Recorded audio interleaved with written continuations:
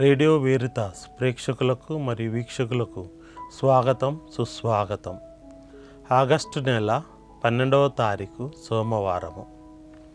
ఈనాటి సువిశేషంలో దేవాలయ పన్ను వసూలు చేసేటటువంటి వారు వచ్చి యేసుప్రభు శిష్యులతో మీ గురువు పన్ను చెల్లింపడా అని అడిగినప్పుడు చెల్లిస్తారు అని చెప్పారు. అప్పుడు యేసుప్రభు అపోస్తులతోటి ఈ పన్నులు రాజులు తమ కుమారుల నుండియా ఇతరుల నుండియా వసూలు చేసేది అని అడిగారు. అడిగితే ఇతరుల నుండియే అని సమాధానం వచ్చింది. అయితే పేతురు, నీవు సముద్రపు ఒడ్డునకు పోయి గాలము వేసి నీకు పడినటువంటి చేపనట్టులో ఒక నాణెం ఉంటుంది, మన ఇద్దరికీ కలిపి పన్ను చెల్లించము అని చెప్పారు. ఇది ఈనాటి సువిశేషంలోని భాగము. ప్రియ స్నేహితులారా, ఆ రోజుల్లో పన్నులు 2 రకాలుగా ఉన్నవి. ఒకటిది రాజుకు చెల్లించేటటువంటి పన్ను, రెండవది దేవాలయపు పన్ను. కనుక దేవాలయ పన్నులు వసూలు చేసేటటువంటి వారు వచ్చి అడుగగా వాళ్ళు చెల్లిస్తారు అన్నారు. ఇక్కడ యేసు ప్రభు అపోస్తుల్ని అడుగుతున్నారు, శిష్యుల్ని అడుగుతున్నారు. ఈ రాజులు పన్నుని తమ కుమారుల నుండియా ఇతరుల నుండియా అని. అయితే మనం ఇక్కడ చాలా టెక్నికల్గా అర్థం చేసుకోవాలి.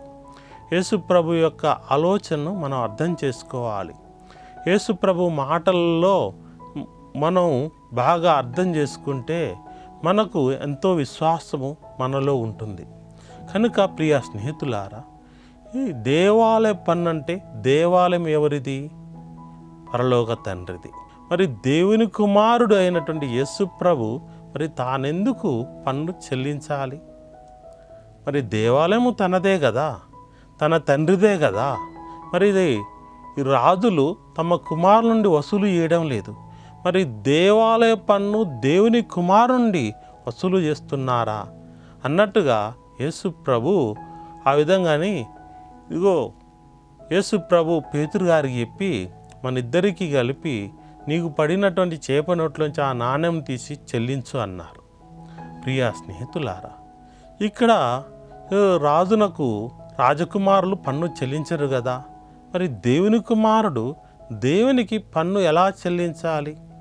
కనుక ప్రియ స్నేహితులారా, ఆనాటి ప్రజలు ఆ పన్ను వసూలు చేసేటటువంటి వారు యేసు ప్రభుని దేవుని కుమారుడిగా వాళ్ళు గ్రహించలేదు, దేవుని కుమారుడిగా వాళ్ళు చూడలేదని మనకు అర్థమవుతుంది. కనుక ప్రియ స్నేహితులారా, యేసు ప్రభు తనకు దేవాలయం ఎడల బాధ్యత ఉంది కనుక, దేవుని ఎడల బాధ్యత ఉంది కనుక, దేవుని కుమారుడు అయినప్పటికీ యేసు ప్రభు తన బాధ్యత ప్రకారంగా యేసు ప్రభు దేవాలయ పన్నును పేతురును చెల్లించమని చెప్పారు. కనుక మనము బాధ్యత కలిగినటువంటి క్రైస్తవులము మనము దేవాలయపు పన్నును చెల్లిస్తున్నామా? క్రైస్తవులము మనము దేవాలయ సంక్షేమం కొరకు, దేవాలయం యొక్క అభివృద్ధి కొరకు, దేవాలయము కొరకు మనము దశమ భాగం ఇస్తున్నామా? మనం దేవాలయ పన్నును చెల్లిస్తున్నామా? ఒకసారి ఆత్మ పరిశీలన చేసుకుందాం. ఆనాటి రాజులు ఇతరుల నుండి పన్నులు వసూలు చేస్తే మరి దేవుని కుమారుడైనటువంటి యేసు ప్రభు తాను దేవుని కుమారుడై ఉండి కూడా దేవాలయానికి పన్ను చెల్లించాడు కదా.